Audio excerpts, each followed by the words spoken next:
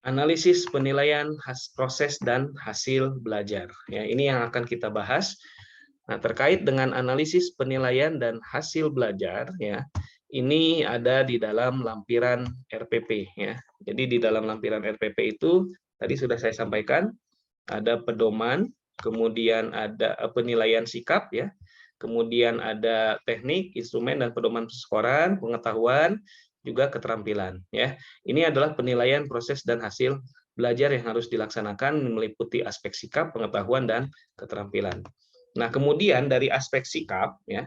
Nah, penilaian sikap itu ada beberapa teknik yang digunakan. Jadi, ketika tadi di RPP-nya itu disebutkan sikap, maka tekniknya pilih salah satu yang ada di dalam slide ini, yaitu tekniknya itu bisa dengan menggunakan sikap itu, ya, ada dengan menggunakan observasi, kemudian bisa menggunakan penilaian diri, bisa menggunakan penilaian teman sejawat atau jurnal. Ketika tekniknya observasi, maka instrumennya adalah lembar observasi. Ketika penilaian diri, instrumennya lembar penilaian diri.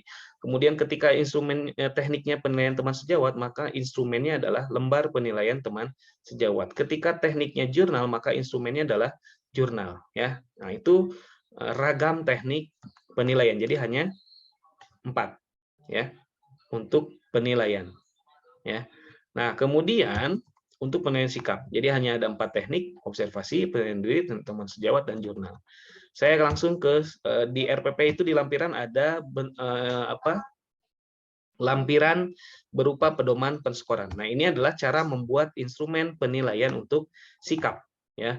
Nah, ini ada petunjuk umum, ya. Kita berikan petunjuk umumnya itu menggunakan lembar observasi, ini contoh, ya. Kemudian petunjuk pengisiannya, penilaian pada lembar observasi itu ketentuannya selalu 4, 3 itu sering, 2 kadang-kadang, 1 tidak pernah. Nah, ini adalah beberapa petunjuk pengisian, ya. Nah, kemudian setelah itu, ya, di dalam lembar observasi ini perlu dimunculkan 6 kelas, kemudian semester, tahun pelajaran, periode pengamatannya. Nah, periode pengamatan untuk penilaian sikap tentunya itu adalah untuk satu materi pokok, ya. Jadi misalkan satu materi pokok tentang puasa, misalkan puasa itu dilaksanakan selama sebanyak 3 pertemuan, maka periode pengamatannya itu mulai dari pertemuan pertama sampai dengan pertemuan ketiga, ya. Nah, ini saya ambil contoh di dalam membuat lembar observasi itu mesti ada kompetensi dasar.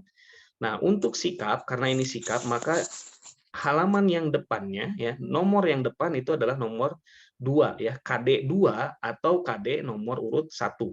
Ya, jadi KD yang depannya 2 atau 1 itu adalah untuk penilaian sikap. Makanya di sini dituliskan KD-nya adalah 2. Ya, saya contohkan ambil KD 2.1, ya, itu menunjukkan perilaku kontrol diri, prasangka baik, kemudian persaudaraan sebagai implementasi dari perintah Quran surah Al-Hujurat. Nah, dari KD ini, ya kan, kemudian kita susun indikatornya apa saja. Jadi indikator sikap itu apa saja? Indikator yang menunjukkan siswa itu harus mencapai KD 2.1. Maka dibuatkan indikatornya adalah bersemangat mempelajari Al-Qur'an, berkaitan dengan materi ini, kontrol diri, sangka baik, dan persaudaraan, kemudian menunjukkan perilaku kontrol diri, dijabarkan lagi, menunjukkan perilaku prasangka baik, dan menunjukkan perilaku persaudaraan. Ya, ini adalah indikator-indikator sikap yang digunakan untuk mencapai KD nomor 2.1, ya. Nah, maka di sini dibuatkan tabelnya, nomor, nama siswanya siapa, skor indikator sikapnya berapa, kemudian jumlah perolehan skor, skor akhir, ya. Nah, kemudian ketika saya contohkan di sini adalah ketika menilai sikap siswa, maka nilailah sikap yang memang menonjol, gitu ya. Entah itu nilai yang sangat baik atau sangat buruk, gitu ya. Jadi yang biasa-biasa saja, perilaku siswa yang biasa-biasa saja, artinya perilaku yang normal, yang standar, gitu ya. Itu berarti diberikan skor cukup 3 saja atau 2, ya.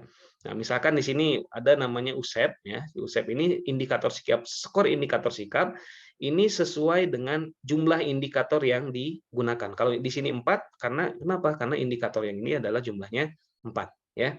Misalkan untuk USEP, untuk bersemangat mempelajari Quran, wah dia sangat bersemangat, ya.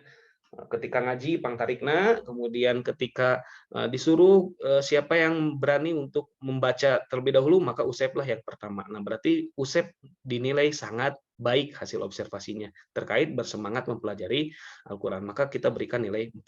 Nah, kemudian ketika perilaku kontrol diri dalam menghadapi masalah, Usep normal aja, sama dengan yang lainnya. Ya, tidak ada yang istimewa, maka berikan poin 3. Tadi kan 3 itu adalah ketika indikatornya adalah sering, ya. Nah, sering terlihat dia mampu. Kemudian kemudian berikutnya indikator prasangka baik. Usep ini cukup ya memiliki prasangka baiknya. Kadang-kadang ya, kadang-kadang dia berprasangka baik, tapi kadang-kadang juga dia suka berprasangka buruk misalkan ya. Nah, beri nilai 2. Nah, kemudian menunjukkan perilaku persaudaraan. Kasih nilai, kenapa dikasih nilai 1? Karena tadi lihat pedoman penskorannya tidak pernah. Oh, berarti dalam hal ini Usep tidak pernah menunjukkan perilaku persaudaraan. Ketika temannya menghadapi kesulitan, Usep malah cuek-cuek saja. Maka beri nilai 1. Jadi kemudian jumlahnya berapa? 4 tambah 3 tambah 2 tambah 1. Ya, kemudian skor akhir itu adalah skor yang dia peroleh ini 10 dibagi skor tertinggi. Skor tertingginya adalah 16. Kenapa 16? Karena ada 4 indikator dan juga ada 4 penilaian ya. Nilai tertingginya adalah 4 ya, penilaian tertingginya, dan ini ada 4 indikator. Jadi 4 kali 4 16. Maka skor akhir yang didapatkan adalah 2,5. Oke, nah itu untuk contoh yang lembar observasi ya. Nah, kemudian teknik berikutnya ya, itu adalah teknik penilaian diri. Nah, untuk penilaian diri ini adalah kita gunakan petunjuk umum, petunjuk pengisian dan lain sebagainya ya, sama petunjuk pengisiannya. Nah, kemudian untuk penilaian diri ini gunakanlah nama, kemudian kelas, semester, tanggal pengisiannya. Ini karena penilaian sikap diupayakan dinilai di akhir pertemuan materi pokok tersebut. Ya, kemudian tahun pelajarannya tahun berapa, kemudian munculkan KD-nya. Misalkan ini KD 2.3 ya. Kita munculkan indikator sikapnya. Ya, sama sebetulnya antara tadi ya dengan lembar observasi ya. Kalau penilaian diri bedanya itu di sini. Ya, ini ada pernyataan. Jadi pernyataan seperti halnya kita membuat angket ya. Misalkan menunjukkan membiasakan perilaku keluhuran budi. Ini pernyataannya adalah misalkan saya senantiasa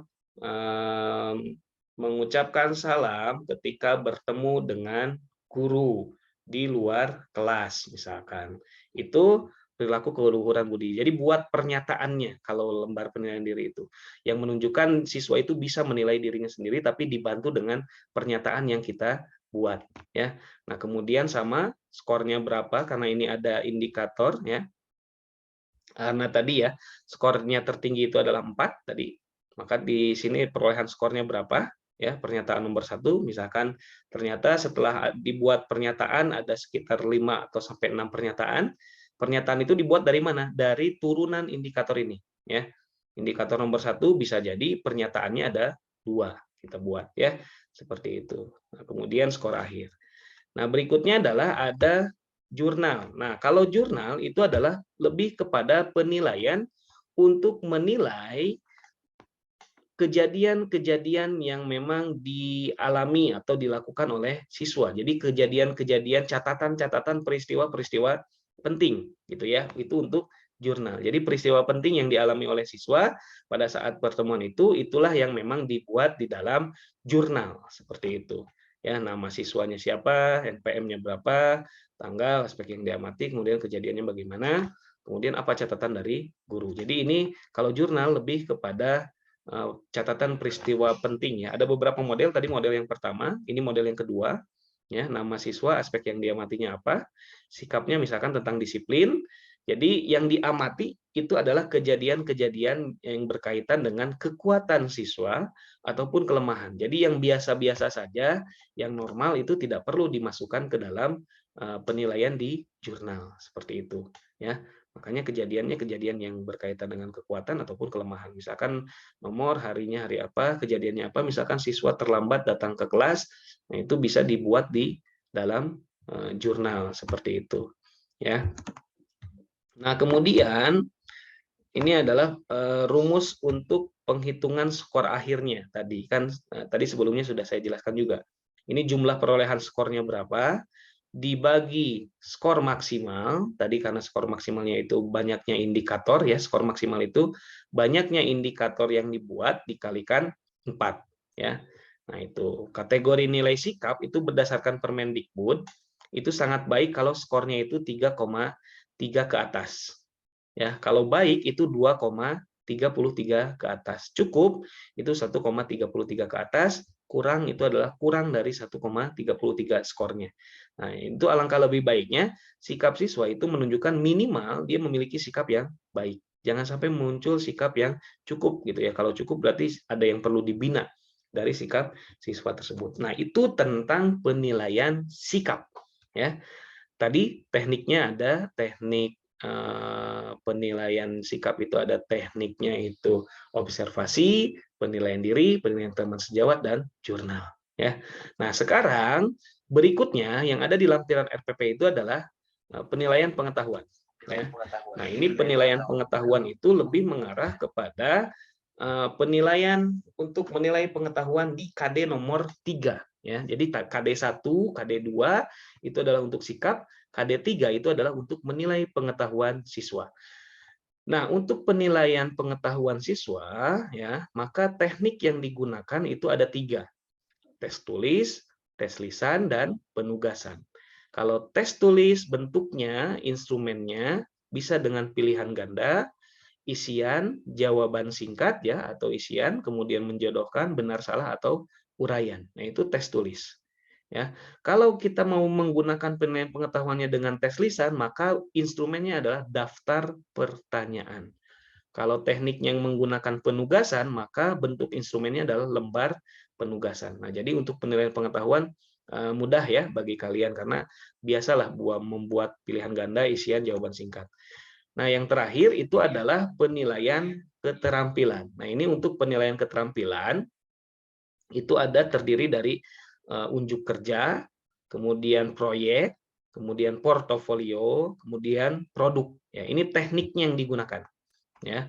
Nah, rata-rata untuk pembelajaran PAI itu KD-nya itu lebih banyak ke penilaian yang sifatnya unjuk kerja untuk keterampilan ini. Ya. Bagaimana unjuk kerja itu? Unjuk kerja itu penilaian dilakukan dengan cara mengamati kegiatan siswa. Ya, misalkan kalian ingin menilai kemampuan siswa dalam melakukan praktik pemulasaraan jenazah, maka diamati itu kegiatan siswa itu, diamati tapi dengan memunculkan indikator atau aspek apa yang akan dinilainya. Jadi bukan hanya mengamati saja, tapi ada aspek-aspek apa saja yang akan dinilai. Nanti akan saya berikan contoh ya untuk penilaian untuk unjuk kerja. Nah, kalau proyek ini kegiatan penyelidikan yang memang ada perencanaannya, ada pelaksanaannya, dan ada pelaporannya. Dan ada dalam waktu kurun tertentu. Ketika penilaian proyek, maka gunakan instrumen penilaian yang lebih tepat. Ya. Nah, kemudian berikutnya adalah portofolio. Kalau portofolio itu adalah lebih kepada rekaman hasil pembelajaran siswa. Ya, yang berkaitan dengan kemajuan dan juga kualitas pekerjaan. Jadi artinya kumpulan-kumpulan tugas siswa yang dilaksanakan selama 1 semester itu ada di dalam portofolio. Ya, kemudian produk lebih mengarah kepada penilaian kemampuan siswa membuat produk, teknologi, dan juga seni. Jadi yang lebih banyak digunakan dalam pembelajaran PAI itu lebih kepada aspek unjuk kerja ya, meskipun ada juga yang menggunakan proyek, portofolio, dan juga produk, tapi yang lebih seringnya itu dengan unjuk kerja. Nah, kita contoh ya untuk instrumen penilaian keterampilan ya. Jadi nanti ketika membuat instrumen penilaian praktik ini di lampiran RPP ya, itu pertama adalah munculkan KD-nya. Ya, disebutkan KD-nya, misalkan ingat untuk keterampilan itu KD-nya adalah yang depannya angka 4 ya, seperti ini. Ini untuk KD yang keterampilan, depannya 4. Mendemonstrasikan hafalan Quran surat ini, kemudian indikatornya menunjukkan hafalan Quran surah Al-Anfal dulu kan, nggak mungkin ke semuanya kita langsung tes, tapi satu persatu. Nah, ketika kita akan melakukan penilaian, maka kita buatkan aspek apa saja yang dinilai. Untuk menunjukkan hafalan, maka aspek yang dinilainya itu mulai dari kelancaran hafalannya, kemudian makhorijul huruf, kemudian kaidah tajwid, dan juga arti surat. Ya, ini untuk menilai bahwa siswa itu mampu menunjukkan hafalan. Maka gunakanlah keempat indikator ini. Atau mungkin kalian mau menambahkan yang lain, mangga. Ya, aspek yang dinilainya. Ya, silahkan. Itu tergantung dari apa yang memang akan dimunculkan di dalam penilaian untuk melihat siswa itu mampu menghafal surah Al-Anfal. Ya, nah ini jadi kalau misalkan sudah jelas aspek yang dinilainya, ini penilaian akan lebih objektif nantinya. Jadi kita tidak akan subjektif ketika menilai siswa. Ya. Nah kemudian ini berikutnya adalah contoh untuk penilaian project. Jadi kalau misalkan kalian di KD-nya itu ada unsur project, siswa harus membuat project tertentu, misalkan membuat apa istilahnya video pembelajaran, video pemulasaran jenazah misalkan ya. Nah, itu buat ada lembar penilaiannya. Nah, ini indikator yang digunakannya. Ingat project itu kan ada perencanaannya, ada pelaksanaan sampai ke pelaporan. Nah, untuk perencanaan, persiapannya bagaimana?